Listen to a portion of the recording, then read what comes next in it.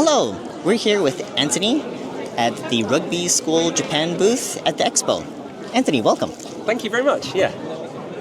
Could you tell us a bit about the history of your school? Okay, so Rugby School Japan, it's a sister school of the rugby school, the famous rugby private school in the UK, which has, almost 500 years of history. And we opened in 2023. So there are only two other sister schools. There's Rugby School Thailand, Rugby School Japan. We are 30 minutes from central Tokyo in Kashiwanoha campus station. We are a boarding school, but also a day school. So it's about 50% boarders, 50% day pupils. And it's a British curriculum, so age 11 to 18. Age 16, the students will take GCSE courses. Age 18, they do A-levels. And so the students will then go on to top universities. Sounds great. Thank you. Can you tell us a bit about academics at your school, or any special programs that you have?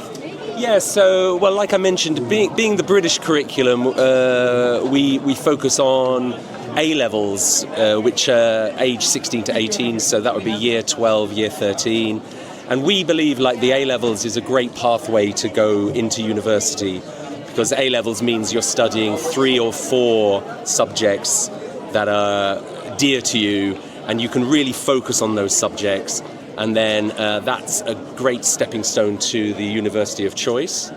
Also, on top of that, we offer what we call the EPQ, the Extended Project Qualification, where a student can really focus on something that is close to them, it could be a research project, like a dissertation, or if they're into art, they could be designing something or making some sort of art. And that's almost it's like a kind of mini university experience, which looks very good for a student to then go on to university or their future job. Another advantage of our school, and very important for us, is small class sizes. So we make sure there's a limit on the number of students, and there's constant tailor-made care for each student through the boarding houses, through the tutor system we have, or in the classroom itself. Okay. Nice. Can you tell me a little bit about how students at your school get involved in the community outside of academics? So extracurricular sorts of things. Okay, great. Yeah, so what we call it a co-curricular program, which is, so each day the students will have their, normal lessons, of course, and then every student has to do a co-curricular activity or course each day, Monday to Friday.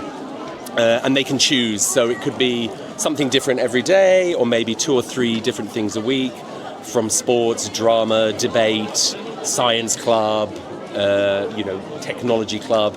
Could be anything. We offer over 80 different activities that they do. And some of these will involve going outside of the campus, of course, and mixing with the community. Where we're located is Kashiwanoha campus, which is a smart city. So we're on the same area as one of the campuses of Tokyo University, also Chiba University. So we make sure we have a strong relationship with them. We often have business people and entrepreneurs come to the school and do activities with our students. Also visiting professors from Tokyo University. And another example would be the computer club.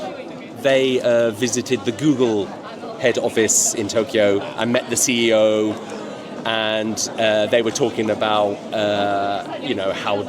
especially how women can get into this kind of engineering positions that Google offers. So there's a lot of activities with the community and co-curricular activities that we do, because that's extremely important for our school, not just the academics. It's all about other developments. Yeah. Sounds amazing. Yeah. Can you give us an idea of what a day in the life at the rugby school is like? These all sound like amazing programs, but what's the day-to-day at the school like? Yeah, well, it would depend on if you're boarding or if you're a day pupil. So let's start with the boarder. So they live in houses. We have 6 boarding houses, 3 for boys, 3 for girls. where the rooms, you'd be sharing a room with, depending on your age, it could be up to 4 students, sometimes just 2, or if you're doing A-levels, might just be a single room that you've got. So you get up, there's kind of roll call, and then breakfast. Then after that, lessons would start from about 8:30 every day.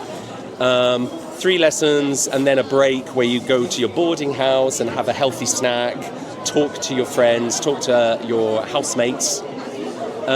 2 more lessons before lunch, and then 2 lessons in the afternoon, followed by when we do the co-curricular activities. So there'll be a lot of sport or whatever they're choosing to do, music, drama, anything like that. And the school day basically finishes at 5:30. That's when the day pupils would then go home. So their day is like basically 8:15 to 5:30. Okay.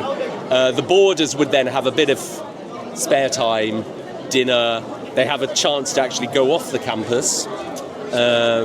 And surrounding our campus, we've got lovely parks and also a massive Lalaport shopping centre. So there's plenty to do for the students.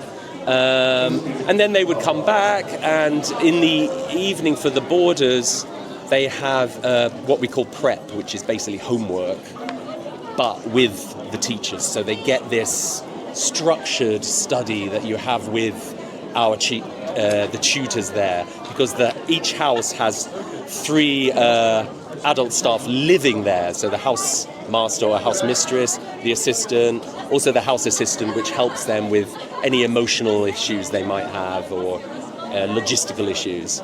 So there's this huge community that they have, which is very important.